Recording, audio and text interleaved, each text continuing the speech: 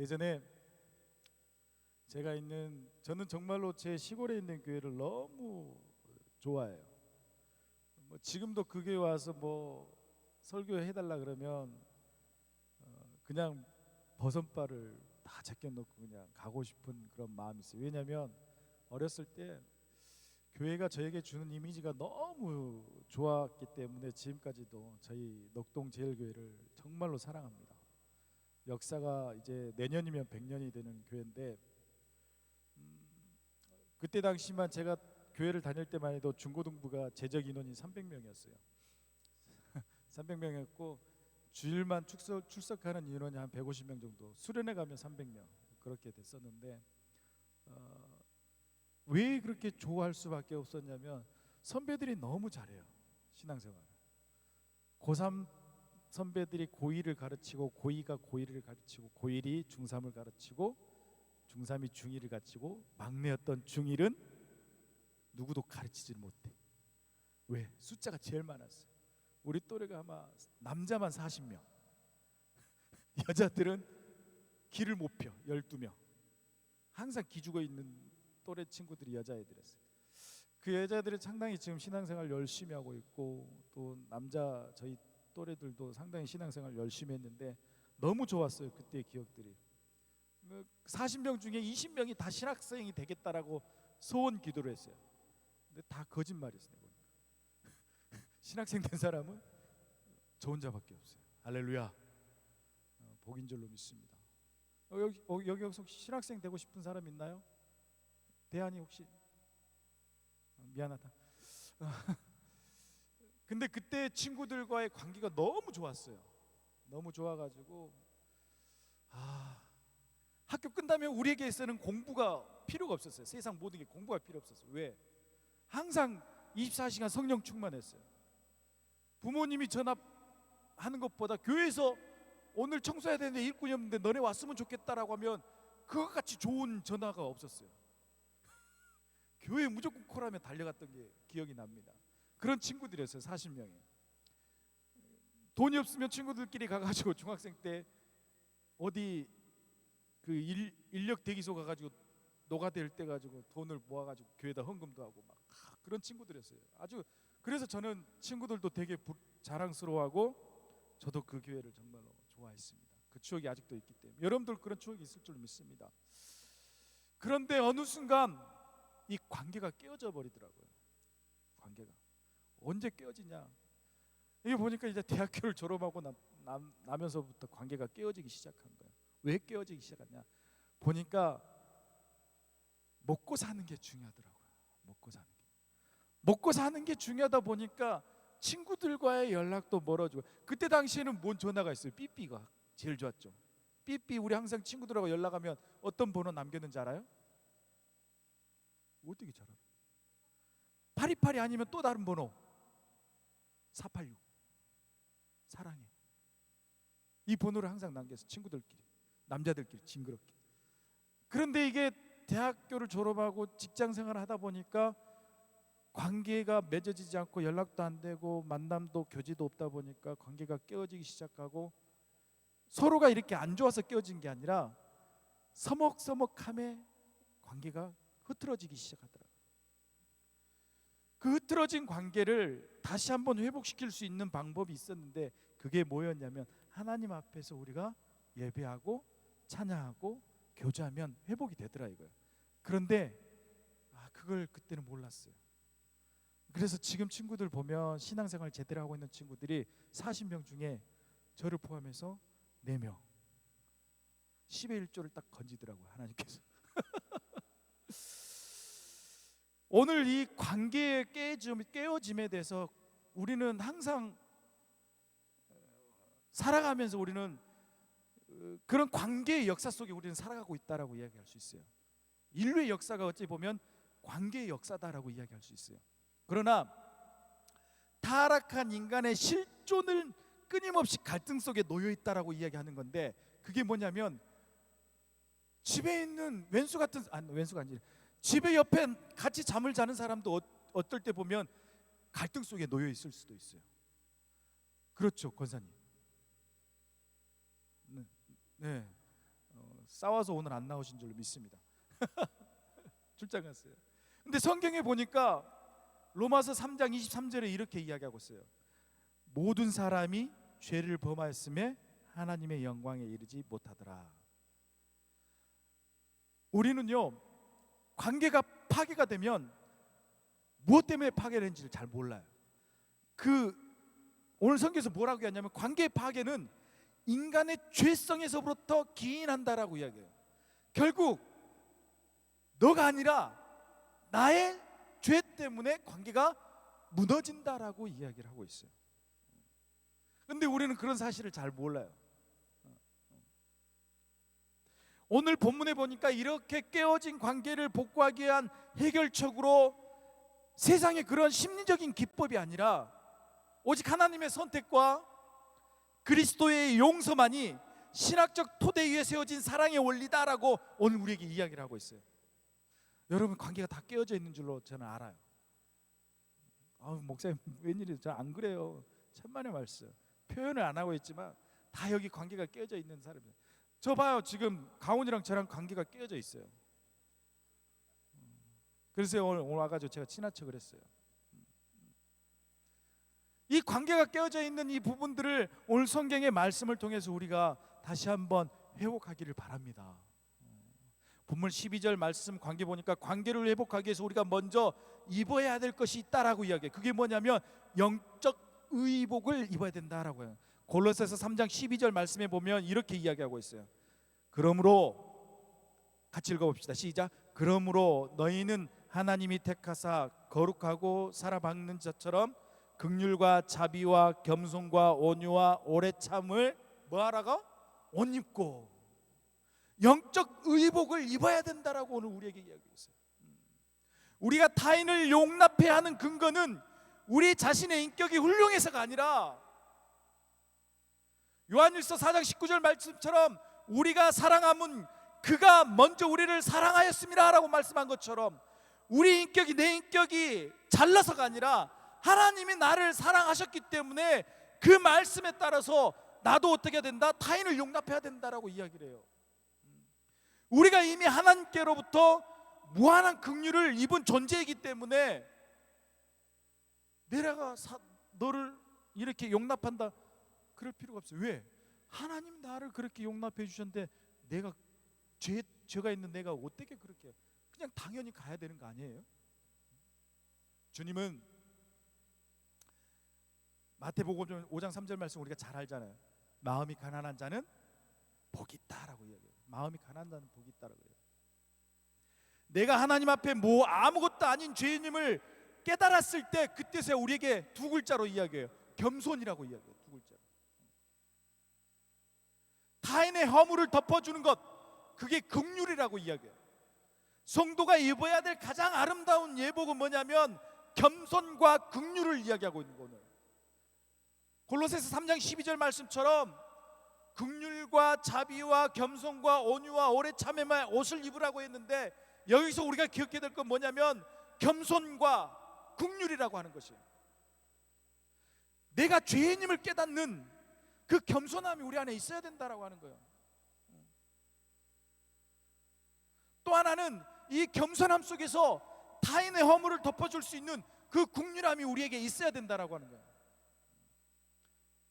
주님은 이 부분에 대해서 우리에게 먼저 가장 아름다운 영적 의복을 입어야 된다라고 오늘 우리에게 이야기하고 있어요.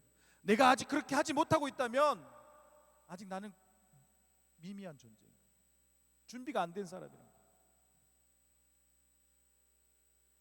관계가 깨어진다라고 하는 것은 회복하는 실질적인 동력이 뭐냐? 주님의 방식대로 따라가면 되는 거예요. 여러분, 관계가 무너져 있어요? 성도들 간에 좀 안 보이는 벽이 있어요? 그거는요 그냥 주님이 하는 방법대로 그냥 가면 되는 거예요.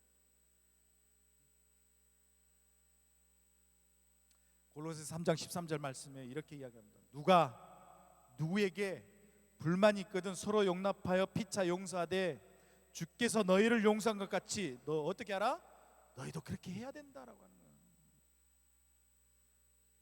거예요. 자존심 상해. 쟤랑 절대 용서 안 해. 무덤 갈 때까지 용서 안 해. 그 말은 뭐냐면 오늘 골로새서 3장 13절 말씀에 하나님 말씀을 순종하지 않는 것입니다. 내가 너희를 용서한 것 같이 첫 번째는 남과의 깨어짐이 없는 게 가장 중요한 거예요. 만약에 깨어져 있다면 주님이 우리를 용서한 것 같이 나 또한 그를 용서해야 된다라고 이야기하는 거예요. 용서의 기준은 인간의 감정이 아니라 그리스도인의 대속적인 은혜를 이야기하고 있는 것입니다. 용서의 기준은 내 마음의 감정이 풀어졌을 때 하는 것이 아니라 주님이 나를 위해서 죽으셨던 그 은혜를 기억하면서 용서를 해야 된다라고 이야기하는 거예요. 베드로가 주님께 7번까지 용서하면 됩니까? 라고 물어봤을 때 주님께서 뭐라고 이야기해요? 뭐 듣긴 들었던 것 같아요, 여러분들. 마태복음 18장 22절 말씀에 보니까 7번 아니라 7번을 70번까지라도 해야 된다라고 이야기를 해요. 이 말은 뭐냐면 그래 너 오늘 하루 했어, 너 2번에서 3번, 이 숫자적인 의미를 이야기하고 있는 것이 아니에요. 여기서 말하는 건 뭐냐면 순종의 문제라고요. 순종의 문제. 깨어짐을 해결할 수 있는 방법은 주님이 우리에게 말해주는 그 방식대로 내가 순종하면 된다라고 하는 것이에요. 어떻게? 내가 너를 용서한 것 같이 그냥 하면 되는 거야. 주님이 어떻게 용서하셨어요, 우리를? 어떻게 용서하셨어요?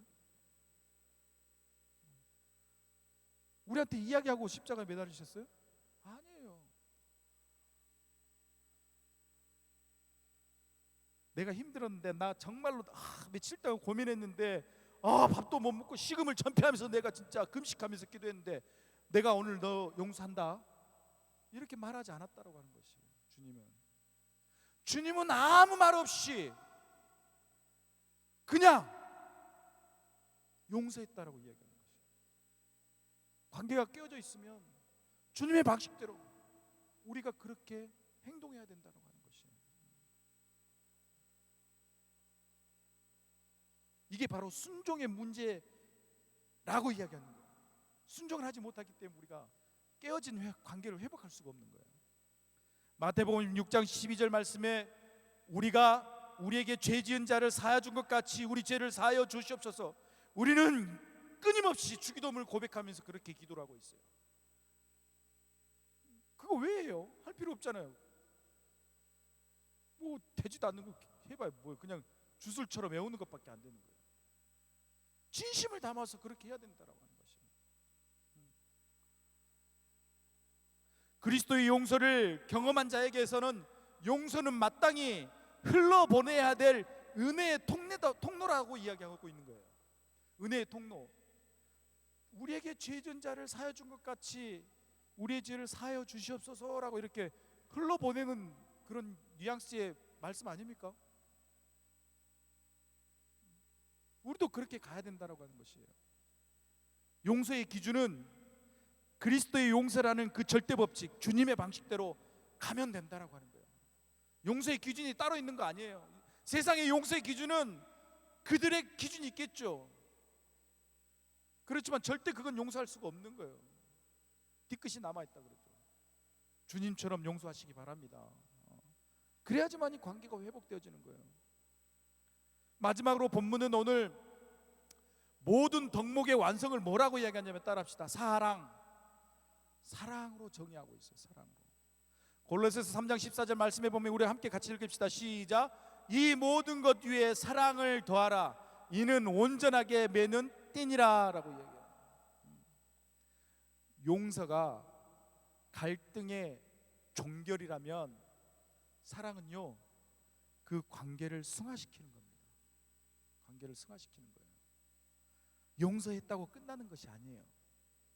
용서라고 그 사람과 끊임없이 사랑을 교제를 나눠야 된다라고 이야기하는 거예요. 우리는 용서까지 가요. 왜? 용서 안 하면 목사님들이 짜증나. 목회하는데 힘들어. 저분들은 어떻게 용서를 시킬까? 어떻게 더 용서를 시켜? 그럼 그 다음 날부터 목사님들은 이제 괜찮았겠지. 괜찮기는 밥 먹을 때 뭐 남북 통일이 안 됐어. 제일 끝쪽에 가서 앉아서 밥 먹어. 사랑이 없는 거예요. 사랑의 마음을 가지셔야 됩니다. 용서가 갈등을 종결하는 그 부분이라면 그 용서를 넘어서서 사랑을 해야지만이 관계가 더 승화되고 성장한다라고 이야기하는 거예요. 성경에서 그러잖아요. 베드로전서 4장 8절에 사랑은 허다한 죄를 덮는다라고. 사랑은 허다한 죄를 덮는다라고 하는 거예요. 아무리 저 사람이 미워 보여도 내가 사랑하게 되면 그 사람의 잘못된 것도 덮을 수 있다라고 이야기하는 거예요. 저는 우리 집사람한테 사랑을 계속 주고 있어요. 좀 나에 대해서 허물을 좀 덮어달라고. 암묵적으로 이렇게 막 보내고 있어요. 쉽지가 않아요. 그렇죠, 사모님. 쉽지가 않아요. 남자들은 평생 죽을 때까지 그런 것 같아요. 충성봉사해야 되고. 지겨워. 언젠가는 이 모든 것이 사랑으로 다 덮어줄 줄로 믿습니다. 아멘. 아멘 하는 사람들 지금 그런 것 같아요. 사랑의 띠가 공동체를 이렇게 두를 때 비로소 모든 지체는 하나로 결속되게 되어집니다. 그래야지만 교회가, 공동체가 더 열심을 내고 더 열심을 내고 또 열심을 낼 수 있다라고 하는 것입니다. 아무리 고결한 용서의 행위가 있을지라도 고린도전서 13장 2절 말씀처럼 사랑이 없으면 내게 아무것도 아니다라고 이야기해요. 사랑이 그만큼 중요하다라고 해요. 사랑은 사도 바울이 경고를 이렇게 합니다. 사랑은 깨어진 조각들을 단순히 붙이는 것을 넘어서서 이전보다 더 견고하고 아름다운 공동체로 빚어내는, 온전하게 매는 띠다라고 얘기해요. 사랑을. 우리가 트로트에 그런 말 있죠. 밧줄로 찬송가는 안 부르고 밧줄로 꽁꽁 묶으라 그러잖아요. 왜? 도망갈까 봐. 사랑이 도망갈까 봐. 여러분, 깨어짐의 회복의 가장 마지막은 용서가 아니라 사랑입니다. 사랑. 결론을 맺겠습니다. 십자가의 원리로 돌아가서 회복하는 여러분들 되시기 바랍니다. 로마서 12장 18절 말씀처럼 할 수 있거든 너희로서는 모든 사람과 더불어 어떻게 하라? 화목하라라고 이야기해요. 자기 목장들 것만 화목하는 게 아니라, 자기 귀관만 화목하는 것이 아니라 더불어 모든 사람과 더불어 화목해야 된다라고 이야기해요. 할 수 있거든. 이 말씀은 오늘 우리를 향한 주님의 어찌 보면 간절한 부탁이면서 우리에게 던져주는 메시지라고 이야기하는 거예요. 관계의 깨어짐은 고통스럽습니다. 고통스러워요. 그런데 그것은 또 역설적으로 뭐냐? 그 관계가 깨어져 있으면 하나님의 은혜가 머물 수 있는 자리다라고 하는 거죠. 하나님의 은혜가 머물 수 있는 자리다라고. 여러분 지금 관계가 깨어져 있습니까? 우리 성도 간의 관계가 깨어져 있습니까? 아니면 나와 하나님과의 관계가 깨어져 있습니까? 고통스럽게 느껴질지라도 지금은 하나님의 은혜를 그곳에 머물게 할 수 있는 좋은 기회라고 하는 것이에요. 회복하셔야 됩니다. 내가 먼저 하나님께 선택받은 자임을 여러분 기억하시기 바랍니다. 내가 너를 위해 십자가를 지며 수고하고 모든 죄를 용서했던 것처럼 주님께서 우리를 용서하신 그 깊이만큼 서로를 용납하며 용서하며 사랑으로 끌어안을 수 있는 우리들이 되어야 될 줄로 믿습니다. 아멘. 그리고 그 위에 사랑의 띠를 더하시기 바랍니다. 아멘. 십자가에서 주님이 뭐라고 이야기하세요? 모든 죄를 다 사하시고 뭐라 그래요? 마지막에 요한복음 19장 30절에 다 이루었다. 다 이루었다. 하나님과 우리 사이에 담을 허무신 그리스도의 화평이 오늘 여러분의 모든 깨어진 관계 위에서 충만했으면 좋겠습니다. 그리고 오늘 기도할 때 하나님 앞에 그렇게 기도하세요. 하나님, 우리 시아버지 때문에, 우리 장모님 때문에 이런 사람들 다 있을 거예요. 부모와의 관계, 자식과의 관계, 성도들과의 관계, 여러분과 저의 관계도 깨어질 수 있어요. 내 보니까 말을 안 해서 그렇지 여러분들. 할렐루야. 안 깨어졌네. 오늘 기도하실 때 그 깨어진 관계가 하나님 용서를 통해서 더 나아가서 사랑을 통해서 회복되어지는 시간이 되게 달라고 기도했으면 좋겠습니다. 아멘. 우리 안에 그런 관계들이 다 회복되어지면요 우리 교회가 성장해요. 아멘. 그리고 성장함과 더불어 복음이 흘러가게 되어 있습니다. 아멘. 오늘 우리 그렇게 기도합시다. 뭐 생각나는 사람 있으면 이름 불러. 임원남 불러도 돼요. 우리 관계 좋아요. 요즘 관계 안 좋은 사람 백이종이. 여러분 기도할 때 좀 그렇게 끌어안고 기도했으면 좋겠습니다. 우리 잠깐 우리 두 손 모아서 하나님 앞에 소리 내어서 기도해 줬습니다. 아니면 묵상으로 기도해 줬습니다. 하나님 앞에 하나님 아직 매듭을 짓지 못한 그런 관계가 있습니다. 하나님 용서해 주시고 사랑으로 품게 하여 주시고 더 화목해서 하나님 앞에 더욱더 회복되어진 나 자리로 가게 해달라고 이 시간 우리 합심하여서 기도합시다. 같이 기도하겠습니다. 존귀하신 아버지 하나님, 허락하신 아버지 하나님 감사합니다. 우리가 주님을 바라보게 하여 주시고 용서로 회복되라고 말씀하신 아버지 하나님, 그 자매를 그 형제를 우리가 아버지 정말 아버지 내가 사랑